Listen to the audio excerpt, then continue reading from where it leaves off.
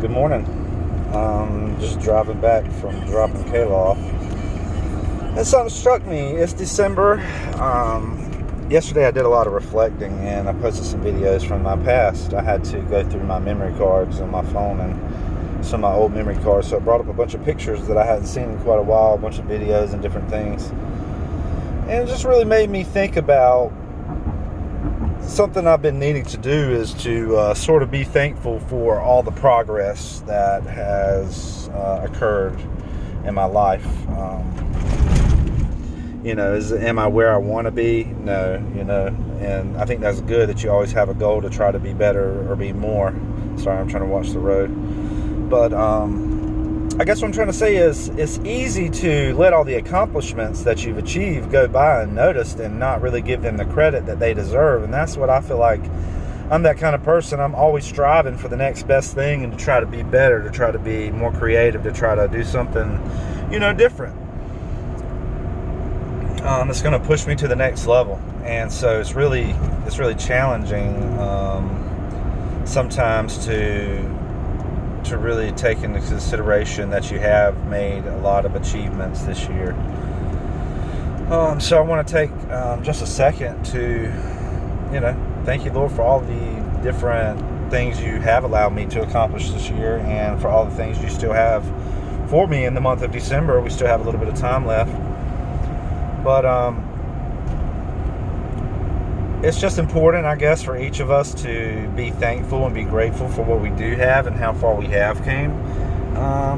Sometimes you take a step back and it makes you think, wow, the world's over, what am I going to do now? But it's just regrouping. It's like, I can't speak for everybody, but I allow God to use me as a tool, right? And so what that means is I have these little things called gigs, I call them gigs, but really it's like God putting me in different positions to make things happen. So I'm used as a tool to make changes in environments that need to change. And so in the past,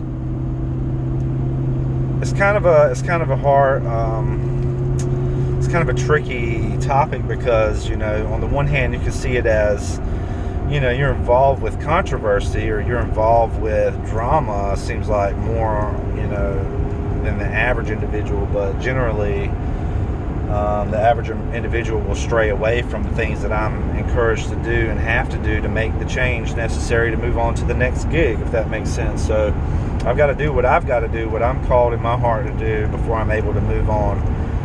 And so a lot of times I'll be in positions where there's a major change that needs to happen and just people are afraid to talk about it, or, people don't understand what is needed to make the change, or, maybe things have become so bad they think this is the norm. But when I get in there, or, usually I say when I get in there because it, sometimes revolves around jobs. That's the easiest way to get a new gig, is to have a new environment that you're working in, new colleagues, and a whole new set of problems that you can identify and address and hopefully, make some positive progress. You might be saying, well, that's none of your business. I see why you have conflict. You're sticking your nose in other people's business. It's not like that. It's almost like these problems position themselves where you could avoid it to start with, but then it's unavoidable to the point that you have to do something about it, right? And so it's almost like nobody likes throwing up. That's a bad feeling, but that feeling you get for 4 or 5 minutes before you know it's going to happen. It's like, damn, I don't want to do this, but I know it's inevitable. I got to do this. And then after you do it, I'll be damned if you don't feel better. Most of the time, unless you got some kind of bacterial infection. I'm not laughing at you, I'm sorry, but I'm just saying, most of the time, you're going to feel better after you purge or after you get rid of whatever that's bothering you in your body or in your life. So I like being the type of person who goes in and makes changes, positive changes that affect everybody in the workplace or everybody in that environment so that everybody wins. I'll give you an example. I was working at this place. I'm not going to name a name. They know exactly who the fuck they are. They should be ashamed of themselves, honestly. They should be embarrassed. Hopefully this is not going on anymore, but I get the strong feeling that it is. because of this group of liberal assholes. I can just tell how they are. I can tell how they handled the situation whenever I brought it up to them. And you might say it's none of your business, but hey, it is my business, because I stand up to bullies, and I stand up to those who need to be put back in their freaking place. So I was working in this environment, and I was wondering why I would feel amazing while I was at work, and then on the weekends I'd be eating like a motherfucker, right? I'd be eating everything in the house, like, God, what is going on? And I'd be mad as hell, and I'd be aggressive and angry and not really figuring out why, like, what the hell is going on? And I go back to work, and I'm like feeling amazing. I'm like, yeah, let's do this. Woo! Life is great. And then you get out of work and you're like, what the hell is going on, man? This sucks. And what it is, these people were vaping. Imagine 5, 6, 7, 8, 9, 10 people vaping 200 milligram, 100 milligram nicotine vapes in the workplace. And it was perfectly okay. And you're in this environment with 40 people, and over half of the people were vaping. And you might seem like the asshole, which I totally did. I came across as the asshole that didn't like what was going on and had to change the status quo. And there are people who don't vape. If you knew how bad I felt on the fucking weekends, man, if you knew what you put me through, I should have sued your ass, honestly. I should have got some fucking money out of this deal. All the pain and suffering that I had to go through, right? And it's different if you've never been a smoker, right? So I did smoke cigarettes because of a fucking woman. I started smoking cigarettes a while back. It went on for about a year. I think about a year, maybe 2. I don't think it was 2 years. I think it was a year. But I started smoking these Indian cigarettes for the stupid girl I was dating. And, yeah, women can leave you down the wrong path. But anyways, having that addiction, and cigarettes, nicotine is a drug. That's an addiction. That is something you are addicted to. If you're a vapor, if you got that fucking vape in your hand, you can't go 5 minutes without that vape, guess what? You're addicted, foe. I gotta stop cussing so much. I'm sorry. I couldn't not finish the rest of that one. But I'm just saying, like, you are addicted, man. You want to seem like it's normal because it's legal and you see so many other people doing it, but guess what? You're controlled. You're 100% controlled by that device and by that ingredient that is being put into your body. So when I'm going to work every day thinking everything's good, and really what's happening, these people are vaping every day, and you go to work and you're getting your fix, right? You're heavily addicted to nicotine, but you don't know what's going on or why you're feeling this way. And so it took me standing up for my rights and standing up for everybody else's rights at that workplace. Did they get rid of me? Yeah, they got rid of me because they wanted to do their fucking vaping, right? And even after the owner came out and said, hey, this is not right, you guys should not be vaping in here, he only did it because I was bitching. You might say, well, you should have left that environment. Well, it's not right, man. Everybody should be able to go to work. Everybody should be able to go and have an environment where you're not, what if you were going to work and everybody was smoking joints and you don't like smoking weed? I mean, imagine if you were catching a contact buzz, how much difference that would be. The only difference is one's legal and one's illegal, right? Nicotine is one of the strongest drugs on earth, but completely legal. Weed has no physical dependency. Maybe it has a psychological dependency for some people who just don't know what the fuck they're doing. But weed has no physical dependency like nicotine does. Nicotine is serious. And so for the owner to know that's going on, the fucking owner they know that's going on. Because the type of place where it is, it's advantageous for everybody to be cool and relaxed and calm. And, everybody's laid back at work. Everybody's having a good time, But it's just the weekend, man. The weekend is so tough because if you choose not to vape, that's what you basically have to do. You have to adopt the habit. And so that's why I see a lot of other people in that environment becoming addicted and then following along with the crowd and just starting to vape. And next thing you know, you got a ton of people vaping. And so I'm just saying nobody should have to put up with that. And so after I, let the owner know, hey, man, this is not right. And he knows it's wrong because you can get in trouble with the law. That's illegal. You're not supposed to smoke inside. You're not supposed to have an environment where you're subjecting people to this kind of stuff. But that's exactly what they were doing. They didn't care. And so, long story short, I was used as a tool, and that's just an example of me being used by God to make a change. Hopefully that has changed. Hopefully these people are no longer being subjected to that. But I have a strong inclination that it's probably still happening. But, it's none of my business. I don't work there now. I don't care. Screw them. And it's filled with liberals, man. Especially this one super liberal from California they have there. They pretty much had me working with this total asshole, right? This little guy, he was like 5'8". He had like a Napoleon complex. You could tell. He's just a little bastard, man. He gets off on being... he gets off on being an asshole. I don't know how else to describe it. Just, I don't know. I wish I could. I mean, I can say the place. I could say the name of the place if I want to right now. There's not going to be any repercussions, and maybe I should say it, but I'm not going to say it. You know exactly who the hell you are, and you know what you did, and you're going to pay for it. You're going to pay for it. And another thing that goes along with this place that I don't agree with is you got to become an alcoholic, basically. So to fit into this work culture, not only do you have to vape and be okay with subjecting your body to this nicotine, but you also have to be okay with going out, drinking and driving after work, right? So it's like goes hand in hand. Oh, let's go hang out at the bar. We all go hang out and have a few beers after work, right? And next thing you know, you're spending more time at the bar with these people than you are your family. I'm a single dad. I don't have somebody I could just push my child off on and go do what the hell I want to do. Not saying I would do that, but a lot of men do that. A lot of men will push the child off on the woman and go do what the hell they want to do. I'm living in sort of like a prison, not in a bad way. I don't want to say it like, it's bad, but, there's a lot of things that maybe a lot of men take for granted that I don't get to do, But I love Kayla, and I put her first. But long story short, if you're not willing to go and drink and party and spend time at these events to make it seem like things are booming in that part of town, then... that's another key aspect. If you're not willing to go out after work and to do this stuff and to be part of that crowd, then, you just didn't fit in.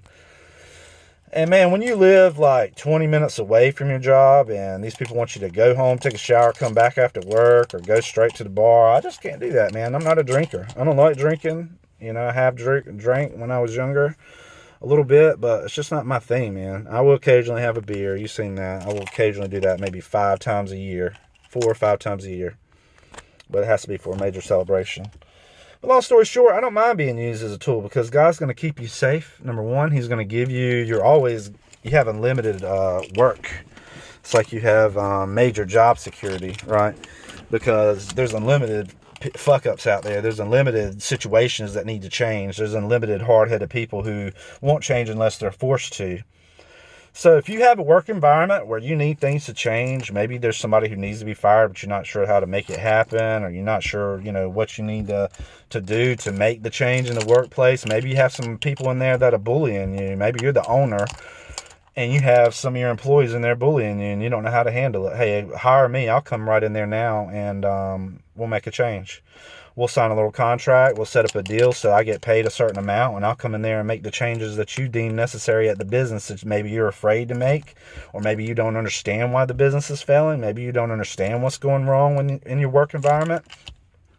I have a major gift when it comes to attention to details and seeing all the things that need to change, right?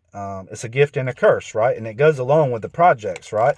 So it's like you can't go to these projects, I call them projects, without having the necessary tools, right? And so one of the major tools is discernment, and to be able to read people, read energy, and read spirits, right? I know that sounds weird, read spirits. How do you do that? Everybody has a spirit, and you may have an evil spirit, you may have a good spirit, you may have a spirit of alcoholism, where that's on your back. You may have a spirit of thieving, where you can't stop stealing. Everybody has spirits, good and bad.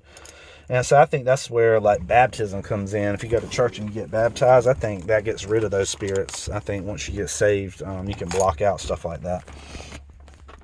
But long story short, man, I like being used as a tool.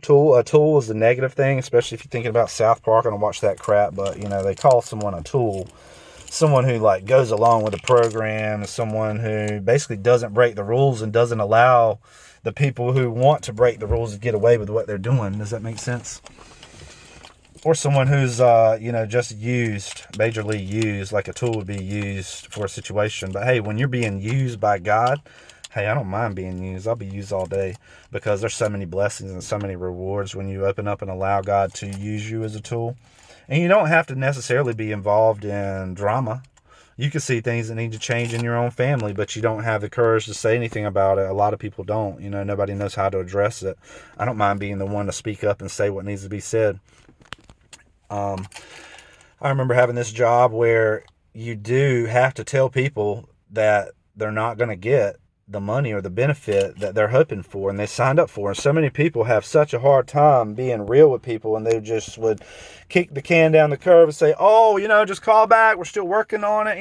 We might be working on this. We might not be working on this. I don't know. So it leaves the customer in limbo, right? And so, why'd I say that?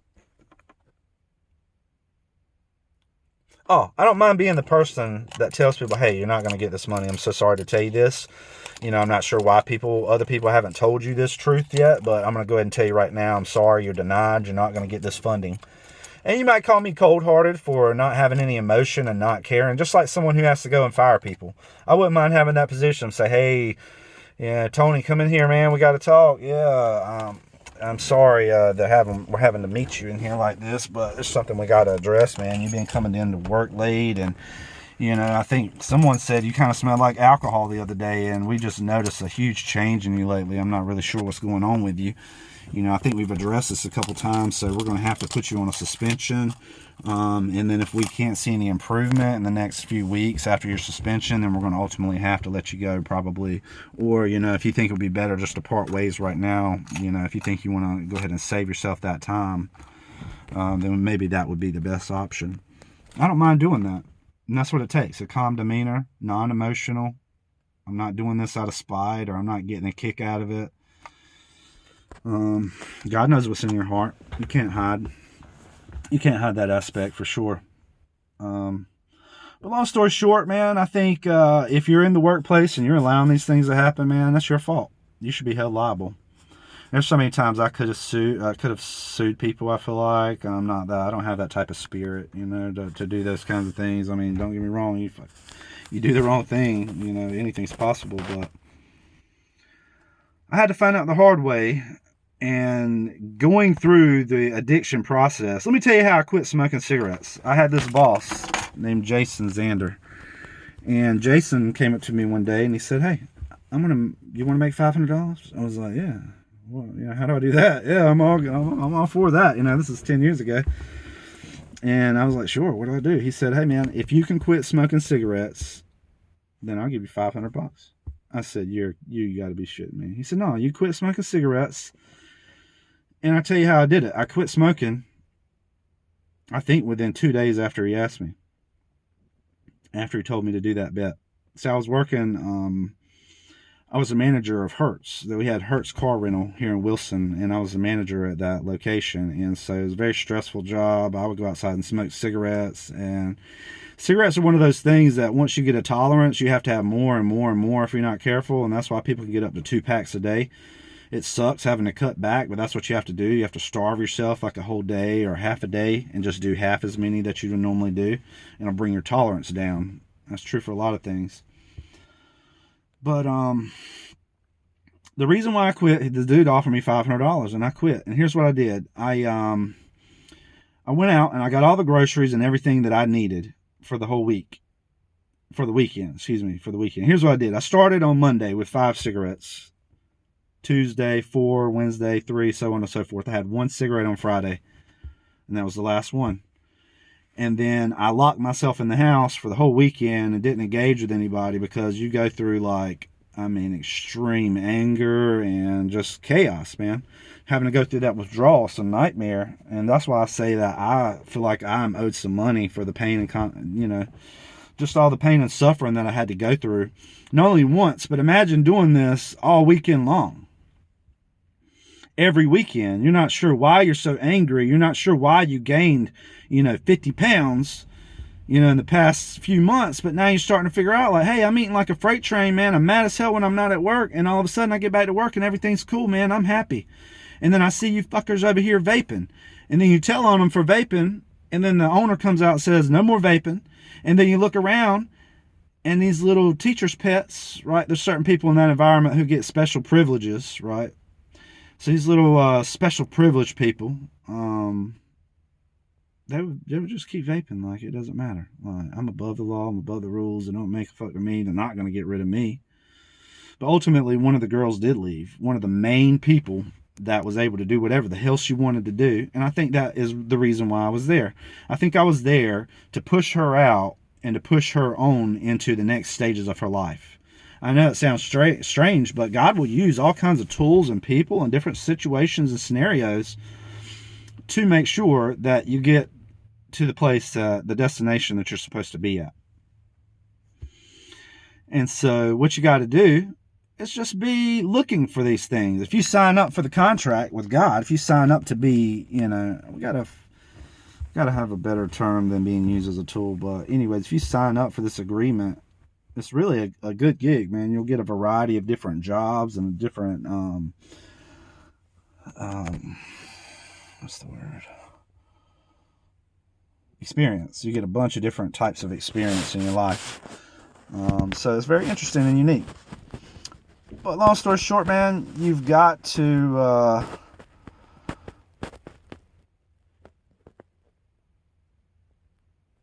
I remember starting this video about being thankful, right? I look over here, I painted the outside of the house. It's not perfect. It's still not a house. It's still a damn trailer. No matter what I do to it, it's still a trailer. I know that. But I've came a long way from the way it did look when I first purchased it to now. And then, slowly doing the inside. Hey, I'm just one person. I'm a single dad. I only have one source of income. And, it's tough to do all this stuff on your own, believe it or not. I make it look easy and replicatable, but it is really challenging once you try to do it. A lot of times. And I've had people tell me that, like, hey man, how is it that you seem like you're so multifaceted and well-rounded and you're so capable in so many areas? Well, I'm a thinker for sure, and thinking is part of the component. If you read The Art of War, it's a book that tells you if you want to win the war, you have to win it. You win or lose the battle before you ever even go into war, right? So you got to have your mind right before you engage into the things that you want to engage in. I guess what I'm trying to say is I'm going to do all the research I need. I'm going to try to invest time and the tools that I need to make sure that I'm successful in the job that I'm trying to take on. And that's a crucial component, a crucial part of it, being prepared or being successful. So I know this is getting to be a long video, but I just wanted to come on here and just tell you today that it's Wednesday. So I don't know what the hell that means. Just have a good day.